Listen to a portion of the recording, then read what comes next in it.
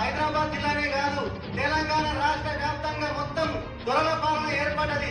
ఆ దొరల పాలన ఏర్పడడం వల్లనే మనందరికీ 2014 నుంచి 2019 నుంచి 2023 దాకా ఇంతవరకు కూడా డబుల్ బెడ్రూమ్ ఇండ్లు ఇస్తున్నా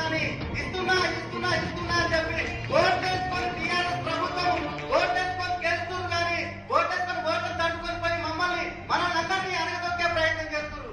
కానీ టీఆర్ఎస్ ప్రభుత్వం ఏ ఒక్క అక్క జిల్లాలో కానీ ఇక్కడ డబుల్ బెడ్రూమ్ ఇచ్చిందా? ఇస్తే అక్క జిల్లాలో కృష్ణ దగ్గరకు వచ్చి ఎందుకు మనం పెట్టుకుంటాను, మాకు ఇండ్లు లేవన్నా, మాకేమన్నా సహాయం చేయండి అన్నది.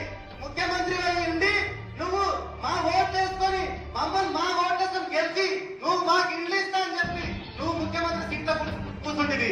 ఒక దళితులు ముఖ్యమంత్రి చేస్తా అంటివి, చేయలేని పరిస్థితి అయిపోతుంది. 3 ఎకరాల పొలం ఇస్తా అంటివి, ఇయ్యలేని పరిస్థితిలో అయిపోయింది. ఇవన్నీ అన్నగారు చూసి యాత్రకు వచ్చి ఇంతవరకు ఉద్యమాలు చేసుకుంటూ ప్రతి ఒక్కరికి కూడా ఎక్కడ అన్యాయం జరగకుండా అన్నగారు ముందంజలో ఉండి అన్యాయంలో అన్నింటినీ తీసేసి ప్రతి ఒక్కరికి సేవ చేసే కార్యక్రమం చేపడతా ఉండేది. ఏ ఒక్కరికి కూడా నేను ముఖ్యమంత్రి అయితానని చెప్పి అన్నగారు అడగలేదు 25 సంవత్సరాల సమయంలో.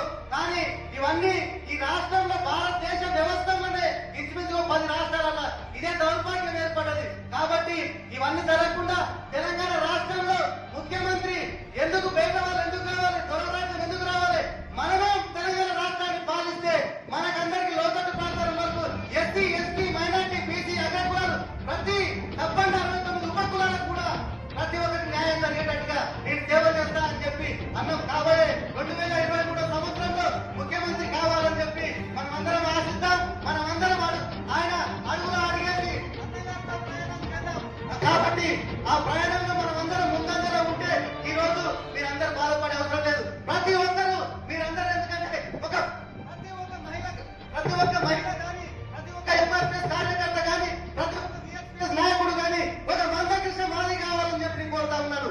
ప్రతి ఒక్క నిలదీసే ఏ ఒక్క రాజకీయ నాయకుడు లేని కూర్చోకుండా కూడా నువ్వు నాకు ఏమిచ్చినావురా, దౌర్భాగ్యుడు, నీకు ఎందుకు ఓట్లు వేయాలి? నా మందకృష్ణ మాలకే ఓటేస్తా, నా మందకృష్ణ మాలే గెలిపించుకుంటా.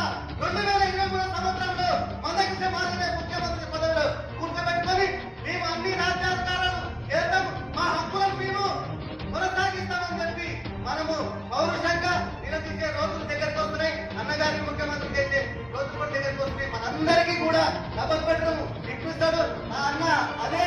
అంతే కంచుకోవడం మీద అన్నగారు ఆశిస్తూ మరి ఇక్కడ వరకు వచ్చినందుకు చాలా ధన్యవాదాలు అన్న.